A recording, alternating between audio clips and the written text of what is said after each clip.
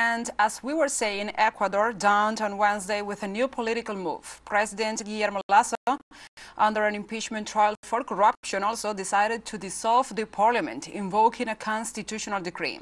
Regarding this political situation in that Central American nation, we will dialogue with Felipe Ogaz Oviedo, who is an anthropologist and historian. We welcome Felipe. Hi. Hi, everyone. Ecuador saw the first impeachment trial on the president in its history, and also the first calling for cross-death, which is the Congress dissolution, as we were saying, since its inclusion in the Constitution in 2008. What does this says about the political situation in the nation, and which is the build-up to this moment? Well, there is a lot of tension now in the country because every political movement and organization are taking decisions.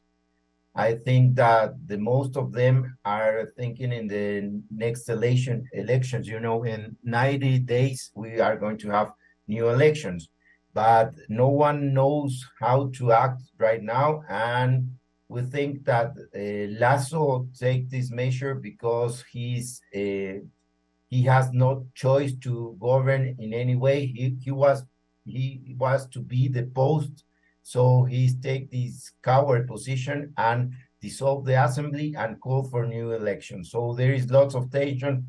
There's some people in the streets crossing the roads, but there is no official position of the biggest social and political forces. We are waiting for the CONAIE, the biggest movement social here in Ecuador, which is the indigenous organization. What they say before they said that if the President Lasso calls for the death cross, they will be in the streets immediately. So we are tense waiting for that moment.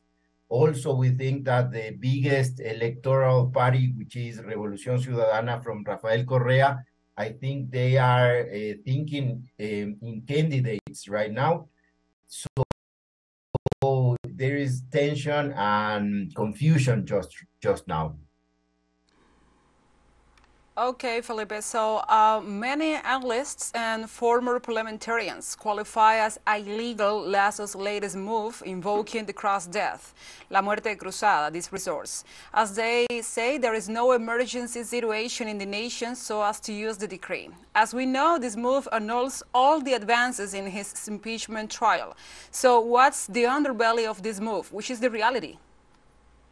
He is a coward. He don't want to end his period by the trial, by the impeachment, and he wants to preserve his dignity, I think. But he's not making that. We all know that he just lost the recent survey that he made. So I think that the reality is that he wants to finish this in this way, but here is the danger, the real danger. He's going to govern by decree for 6 months.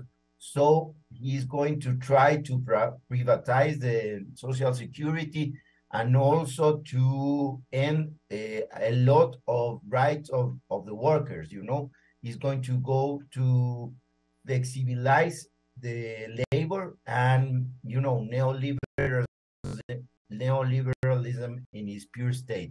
So I think the reality is Lasso is finished, but he wants to finish his period with some dignity. But let's wait and see if the people take the streets and show his discontent.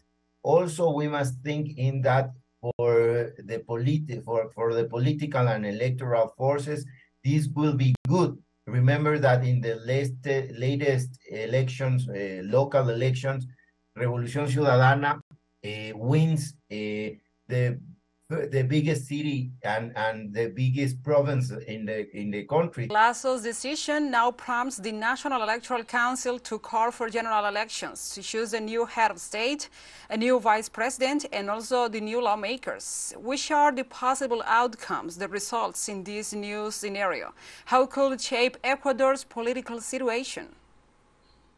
I think that Revolución Ciudadana will win as they win in the latest elections. I think that maybe the other parties will make an alliance against Revolución Ciudadana, but I think that Lasso and Lenín Moreno has been so awful governments that the people in general are missing for Rafael Correa's government.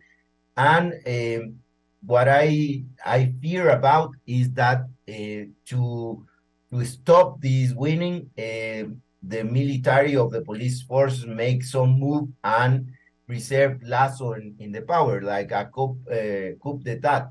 So I think the outcome of the election, if they let them happen, will be that Revolución Ciudadana will win by far, as in just in the recent election.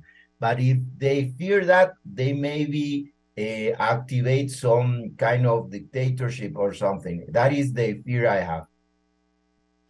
Yeah, we suspect that too. And now we have a final question for you. Social and indigenous organizations like CONAIE, as you were saying, openly rejected Lasso's move, the same ones that protested governmental neglect and mismanagement in June 2022. Given their grip on political sectors, their power, could they have some leverage in this situation?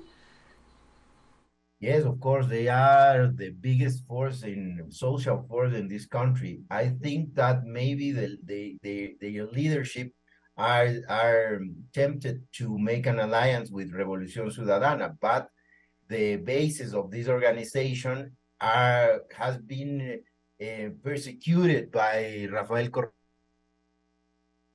So,